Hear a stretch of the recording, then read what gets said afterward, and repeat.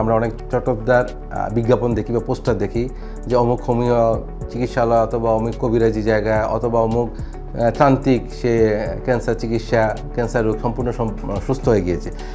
এটা আসলে সম্পূর্ণ ভুল ধারণা।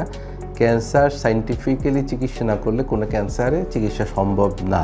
কারণ ক্যান্সার হলে আমাদের স্বাভাবিক যে কোষটা সেটা যদি অস্বাভাবিকভাবে বৃদ্ধি পায় সেটাই ক্যান্সার। তো এটার জন্য আমাদেরকে অস্বাভাবিক যে কোষটাকে মারতে হলে বা নিশ্চিহ্ন করতে হলে আমাদেরকে বৈজ্ঞানিক পদ্ধতিতে চিকিৎসা করতে হবে। হোমিওপ্যাথিক চিকিৎসা অনেকে বলে হোমিওপ্যাথি করে চিকিৎসা করে রোগ ভালো হয়ে গেছে, এটা সম্পূর্ণ ভুল ধারণা। কারণ হোমিওপ্যাথির যে আবিষ্কার যে দেশ জার্মানি, সেখানে কিন্তু হোমিওপ্যাথি ব্যান্ড হয়ে গেছে। বিশ্বে প্রতিনিয়ত ক্যান্সার নিয়ে নতুন নতুন গবেষণা হচ্ছে।